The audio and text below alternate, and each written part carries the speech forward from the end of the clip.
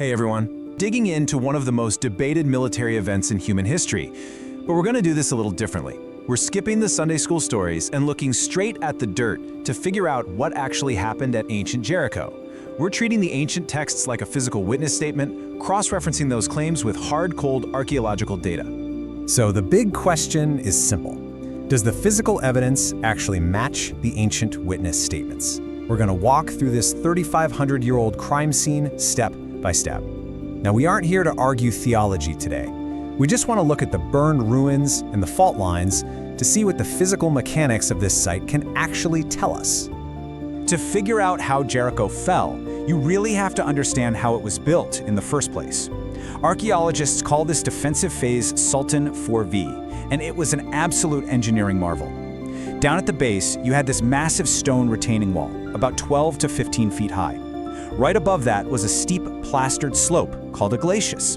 And sitting right on top of that slope was the main defense, a towering mud brick wall pushing 20 feet high. If you were an ancient foot soldier looking up at this, it was an absolute nightmare. Now, this setup actually matches a very specific detail from the ancient texts. The biblical account mentions a woman named Rahab, and it says she lived in a house built directly into the city wall. Well, when archaeologists dug into the residential sections of Jericho, that's exactly what they found. People were literally living inside these fortification walls.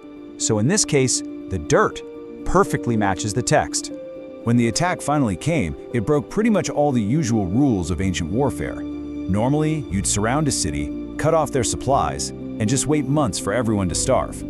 But the text claims this siege lasted just 7 days. That is an incredibly short timeline to crack a heavily fortified Bronze Age city, especially without massive siege engines. A 7-day siege implies something catastrophic and sudden must have ended the standoff. And before they even breached the city, the invaders were operating under a strict divine ban against looting. The soldiers were explicitly ordered not to take any valuables for themselves. In ancient warfare, this is practically unheard of. Armies fought for plunder. Looting was literally how you paid your troops. Usually, invading armies use battering rams to push walls inward, but Jericho is a totally different story. The ancient claim says the walls fell flat, letting the soldiers charge straight up. Well, when British archaeologist Kenyon dug at the base of that stone retaining wall we talked about earlier, she found a massive pile of red mud bricks. Her data proved the top walls fell outward. They cascaded down the slope and basically created a perfect makeshift ramp right over that 15-foot stone barrier. So how does a wall just fall outward like that? Well, Jericho sits about 250 meters below sea level, right on the Dead Sea Transform Fault, which is a major tectonic boundary. The outward collapse of those top-heavy mud bricks is a textbook signature of a massive earthquake. A localized tremor creates lateral shear forces that easily snap those rigid mud brick structures right off their stone foundations.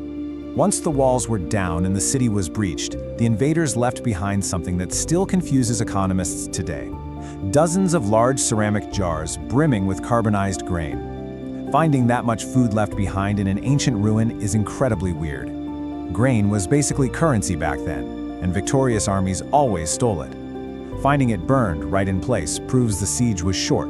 It happened right after the spring harvest, and most importantly, it shows the invaders actually followed that strict no-looting ban. So instead of taking the food, the invaders deliberately burned the entire city to the ground. Archaeologists found a massive, 3-foot-thick layer of white ash, charcoal, and heat-cracked mud bricks covering the residential sectors. This wasn't just a small kitchen fire that got out of hand. This was a total, intentional burn down that baked the fallen bricks and scorched the grain right inside its jars.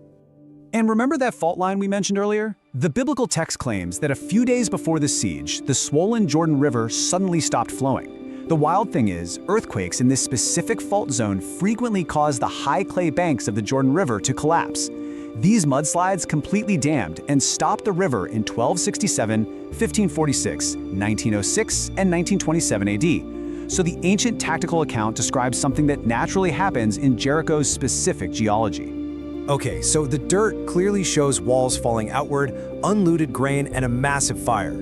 Everyone agrees on how the city was violently destroyed, but archaeologists have fought for decades over exactly when it happened. Kathleen Kenyon dated the destruction to 1550 BC based on the absence of specific imported pottery, which would mean the city was an empty ruin by the time of the biblical conquest. But scholars like Bryant Wood point to local late bronze wares and Egyptian scarabs found in nearby tombs. That evidence pushes the date down to 1400 BC, which perfectly aligns with the historical texts. To complicate things even further, modern excavations led by Lorenzo Nigro have uncovered a late Bronze Age administrative center built right on top of the old ruins. They found a cuneiform tablet, proving it was an active scribal office interacting with the Egyptian Empire. And, just like the older city beneath it, this late Bronze Age settlement met a fiery end, too. Because of thousands of years of erosion at the top of the mound, we might honestly never nail down the exact decade of the final fire. But it leaves us with a really tough question to take away from. If the outward collapse of the walls, the unplundered grain, and the massive fire all so perfectly match the ancient tactical account, does a shifting timeline of pottery dating matter more than the physical dirt itself? It's a 3,500-year-old crime scene where the physical evidence is undeniable, even if the calendar date on the police report is still up for debate. Let that sink in. What the Fact? Follow for more.